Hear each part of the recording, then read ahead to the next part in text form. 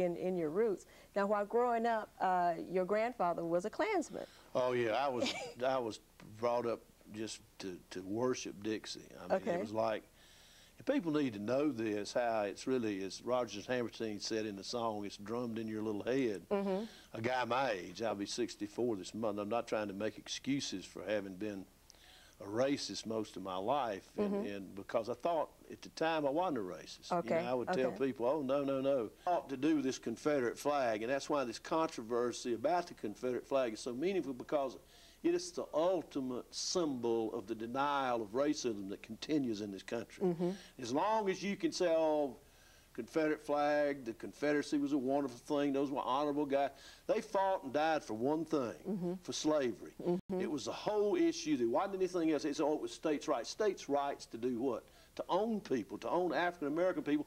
And the issues then wasn't just keeping them, but spreading it westward. They had the fights out in Kansas and Missouri, and whether or not they were going to be free or slave and so forth and so on. So it's taking on the Confederate flag now means taking on what it stands for, racism, and what's going on today. And what's going on today is terrible. I mean, we've had some changes through the civil rights movement in the laws, somewhat, but the application of the laws, particularly in the area of criminal justice, there's so much injustice right now, it's just terrible. It really is. But you, 3 decades ago, you were the national director for the presidential candidate George Wallace in his Segregation Forever campaign. Could you tell us what your experience was like during that time? Well, it's what got me thinking about, you know, my name's Turnipseed, and the seeds of, you know, I'd been taught, when I went to Chapel Hill to school, I had some liberal professors, and back then I stood up for old Dixie and all, like a fool. I see it now.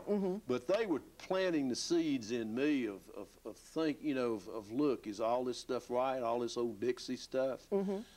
But anyway, I got involved with the Wallace campaign. And when I did it, and I know this sounds funny, and to me it does now, I thought I was doing the right thing, and that's sad, because I think of myself as a fairly intelligent person.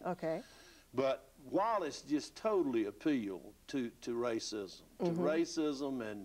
and also there was a, you know, the anti-Vietnam War thing and all, and even though Wallace didn't like the war that much himself, he wanted to talk real tough about if they get in front of my car, I'm gonna run over them and all that kind of stuff. But really, George Wallace in the South was he was the resistance to integration, to the civil rights movement. And I don't know whether you saw the movie, I was kind of featured in it, Setting the Woods on Fire on PBS, about how he did, as a young man in politics, a very ambitious young man, did a Faustian bargain. I didn't do this myself. I was even worse. I was a believer, you know, in Dixie and all. But, but in 1958, George Wallace, this is before I went to work for him, in 1958, he ran for governor for the first time, and he ran against a guy named John Patterson. John Patterson, his opponent, who was the Attorney General, was endorsed by the Ku Klux Klan.